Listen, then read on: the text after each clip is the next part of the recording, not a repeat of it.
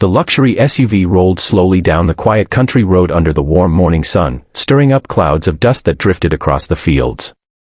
Everyone in the small town knew that no billionaire had ever visited their forgotten neighborhood before. People peeked through their windows, wondering why one of the richest women in the country had come to a place where hope itself seemed to have packed its bags years ago. But nothing could have prepared anyone for what she was about to witness inside the weathered wooden house at the end of the lane. What began as a simple business visit would soon become a life-changing moment that left a powerful woman standing speechless, her eyes filling with tears she could no longer hold back. Before we continue, if you believe kindness still exists, that second chances can change lives, and that love is stronger than money, please take a moment to like this video, leave a heartfelt comment, share it with someone who needs hope today, and subscribe to Spread Love Daily. Your support helps us continue sharing stories that inspire millions around the world. The billionaire's name was Vivienne Mercer, a woman admired across the nation for building one of the largest technology companies from nothing. Newspapers praised her intelligence, business magazines celebrated her determination, and television interviews described her as fearless. Yet behind every glamorous headline was a woman who carried invisible scars. Years earlier, she had lost both of her parents within months of each other while she was chasing success. Since then, she had buried herself in work, convincing herself that achievements could replace the warmth of family.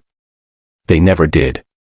That bright spring morning, Vivienne wasn't visiting the countryside for charity or publicity. She had recently purchased a large piece of nearby land to build a children's education center, and one old property remained unsold. The owner was a single father named Elias Rowan, who had politely refused every generous offer made by her company. Curious about the men who valued his small home more than a fortune, Vivienne decided to meet him personally.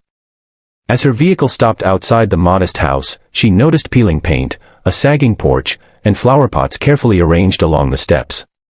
Despite the building's age, everything was spotless. The tiny garden overflowed with colorful blooms that somehow made the old place look alive. It wasn't wealth that greeted visitors here. It was love. Elias opened the front door wearing faded jeans and a simple blue shirt with rolled-up sleeves. He looked tired, as though sleep had become a rare luxury, yet there was a quiet strength in his eyes. His face carried the gentle expression of someone who had endured countless storms but refused to surrender. He welcomed Vivienne with sincere kindness, inviting her inside without the slightest trace of resentment toward the billionaire who wanted his land. The moment Vivienne stepped into the house, she expected to see hardship. She expected broken furniture, sadness, and despair. Instead, she found something she had not experienced in years. The little home was filled with laughter. 3 young children were gathered around an old wooden table, carefully decorating homemade greeting cards using crayons and colored paper. The youngest was missing a front tooth and giggled uncontrollably every time his older sister made funny faces. Another child stirred a pot of soup while humming softly. Every wall displayed hand-drawn pictures, family photographs, and handwritten notes about dreams for the future. Nothing matched. Nothing was expensive. Yet everything belonged. Vivienne watched quietly as Elias apologized for the simple home. He explained that after his wife Maris lost her long battle with cancer 5 years earlier, every dollar had gone toward hospital bills. Selling the house would have solved many financial problems, but it would also erase the last place where his children still felt connected to their mother. Every corner held memories. Every room carried pieces of the woman they had loved beyond words. Vivienne listened carefully, but then something unexpected caught her attention. Near the fireplace stood an old shelf filled with neatly labeled glass jars. Curious, she walked closer and noticed each jar contained folded pieces of paper. Elias gently explained that every evening before bed, each family member wrote one good thing that had happened during the day. Sometimes it was finding a beautiful butterfly. Sometimes it was sharing lunch with a friend. Sometimes it was simply surviving another difficult day together. Whenever sadness became overwhelming, they opened the jars and reminded themselves that hope had never truly left their lives. Vivienne felt something inside her begin to crack. She remembered the enormous mansion where she lived alone. Marble floors echoed with silence. Priceless paintings decorated walls no one admired. She owned luxury cars she rarely drove and dining rooms where nobody laughed. Looking around this tiny home, she realized the family possessed almost nothing money could buy, yet they were surrounded by riches she had forgotten existed. As the morning continued, Vivienne noticed another remarkable detail. Every neighbor who walked past stopped to wave. Some brought fresh vegetables. Others dropped off homemade bread. An elderly woman arrived with cookies for the children. A local mechanic returned Elias's repaired lawn mower without charging him. The entire community quietly looked after one another without expecting anything in return.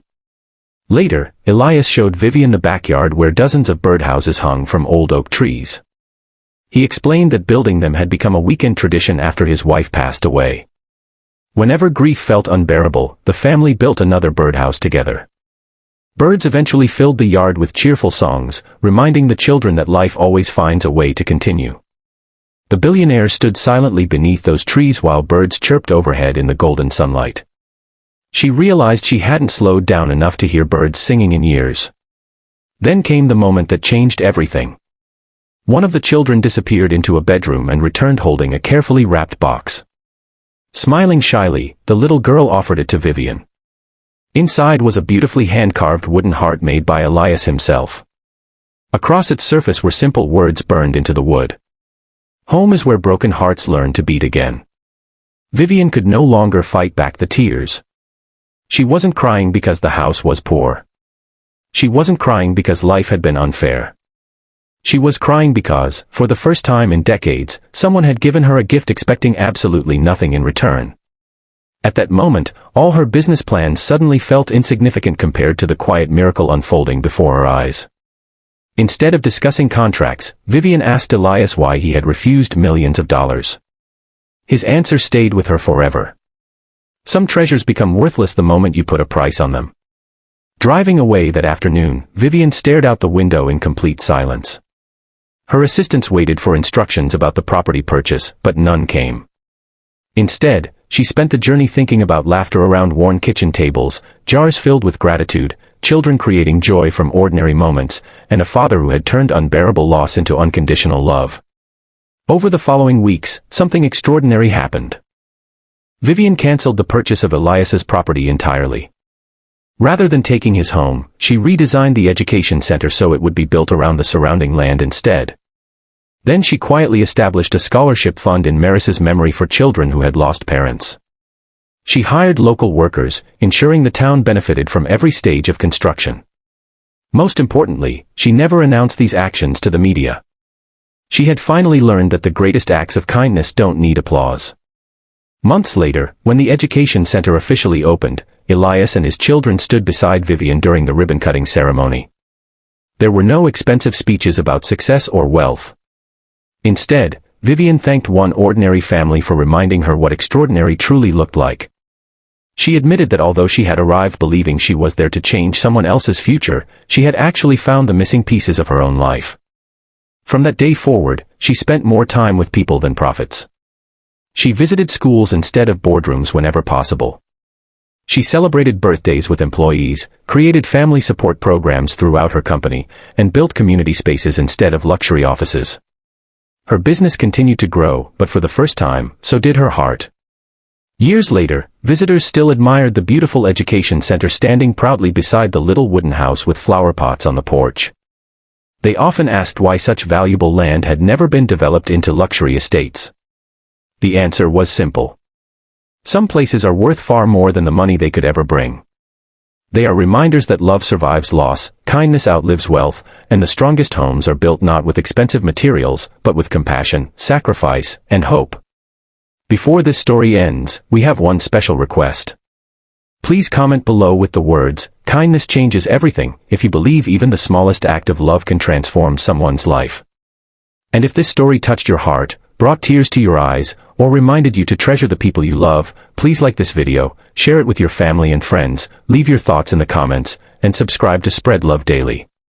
Your support helps us continue sharing stories that remind the world that compassion is still alive, hope is never lost, and sometimes the richest people are the ones whose hearts are full of love.